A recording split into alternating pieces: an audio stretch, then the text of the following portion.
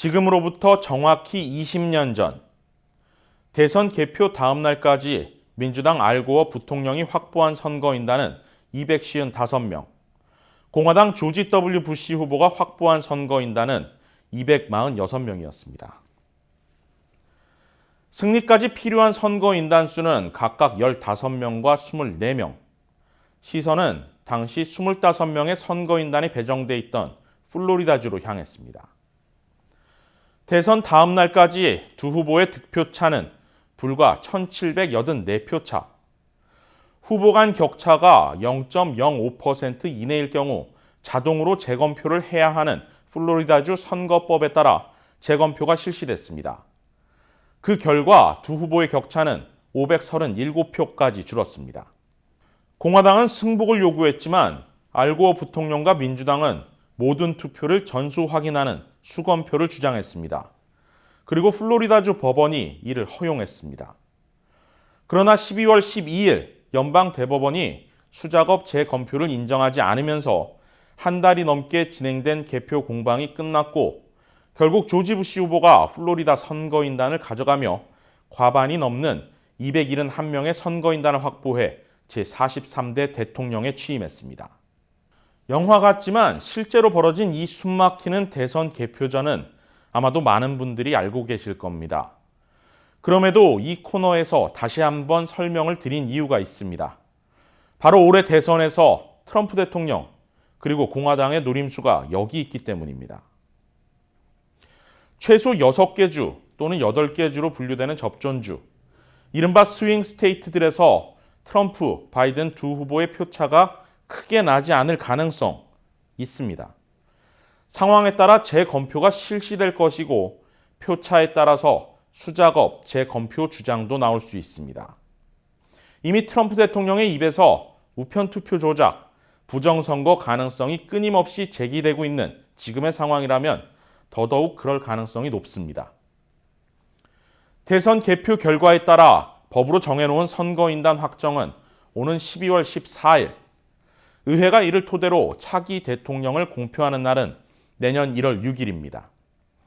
이때까지 올해 대선 개표 결과로 승자를 결정짓지 못하게 되는 상황이 펼쳐진다면 어떻게 될까? 이럴 경우 미국의 대통령은 연방 하원이 미 국민들을 대리에 선출합니다. 미국의 연방 하원의원 숫자는 435명, 현재 민주당 232명, 공화당 197명, 자유당 1명, 공석 5석으로 민주당이 다수당을 차지하고 있죠. 그런데 연방 하원이 대통령을 선출할 경우 전체 투표수는 435표가 아닙니다. 딱 50개 주에서 한 표씩 50표로 선출합니다. 인구수에 따라 각 주에 배당된 의석수는 한 석에서 최대 53석까지 차이가 나지만 각 주의 권리는 동등하기 때문입니다. 만약 연방하원 의석수대로 투표를 한다면 캘리포니아주의 53명이 가장 큰 영향력을 행사할 수밖에 없고 알래스카나 버몬트주 같이 연방하원의원이 한 명밖에 안 되는 주는 아무 힘도 없는 결과가 생길 수 있습니다. 그래서 딱 50개 주 50표로 대통령을 선출합니다. 이럴 경우 당연히 각 주마다 더 많은 연방 하원의원을 보유하고 있는 정당이 한 표를 행사하게 되겠죠. 각 주별로 살펴봤습니다. 50개 주 가운데 26개 주가 공화당 연방 하원의원이 많은 주입니다. 반면 민주당 연방 하원의원이 많은 주는 23개 주입니다. 민주당은 연방 하원 의석수가 많은 캘리포니아나 뉴욕주 등에서 압도적인 반면 공화당은 비교적 의석수가 작은 주를 더 많이 차지하고 있기 때문입니다. 한편 펜실베이니아 주의 경우 이 계산에서도 접전입니다. 공화당과 민주당 연방 하원의원이 정확히 9명 대 9명 동률입니다. 어찌됐든 50표의 과반인 26표를 가져가는 공화당이 대통령을 선출하게 되는 것입니다. 또 다른 경우의 변수, 바로 연방 대법원입니다.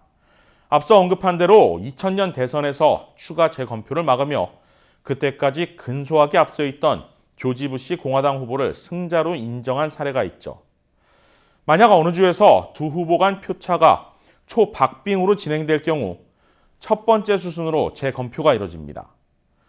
그런데 여기서 만약 표차가 줄었지만 승자는 그대로인 경우, 또는 반대로 표차가 뒤집히면서 근소하게 승자가 뒤바뀌게 되는 경우 지는 쪽이 가만히 있을 리가 없습니다.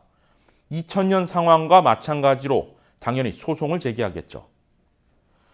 소송의 최종 결론은 결국 연방 대법원이 내리게 됩니다. 그래서 현재 의회에서 치열한 인준 전쟁이 펼쳐지는 것입니다. 공화당 입장에선 대선 전에 대법관 인준에 성공해 보수 대법관이 6명, 진보 성향 대법관이 3명이 된다면 트럼프 대통령, 공화당 쪽에 유리한 판결이 나올 수밖에 없다는 계산인 것입니다. 정확한 팩트로 다시 한번 정리하겠습니다. 앞서 지난 편에도 언급했지만 올해 대선 역시 총 득표수는 분명히 민주당이 더 많습니다.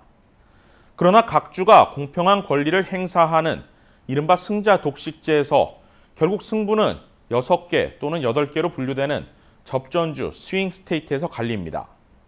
미국의 민주주의는 현직 대통령의 임기가 끝난 시점에서는 정권 교체를, 재선인 경우에는 현 정권에 손을 들어주는 경우가 많았는데 올해 대선은 갖가지 화제를 불러일으킨 트럼프 대통령의 재선 도전이라는 점, 여기에 코로나 변수, 경찰 개혁을 외치는 시위까지 겹쳐 계산이 복잡해졌습니다. 이제부터는 예측입니다. 만약 접전주에서 1% 이하의 초박빙 대결이 펼쳐질 경우 각 주의 법률에 따라 재검표가 이뤄지고 각 당의 요구에 따라 재검표 또는 전수수작업 검표도 이뤄질 수 있습니다.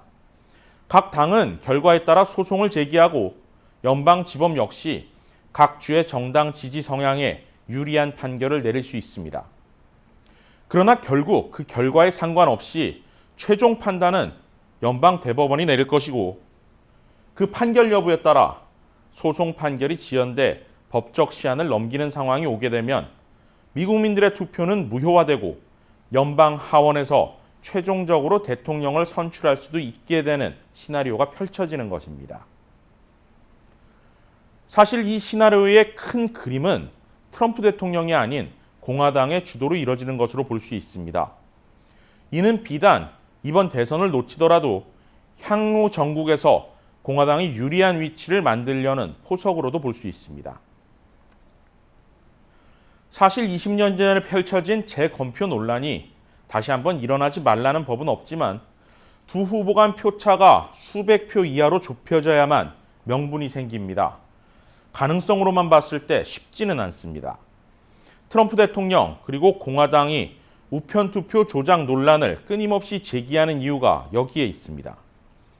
모두가 아는 속담을 여기에 대입하면 뭐로 가도 대법원까지만 가면 된다.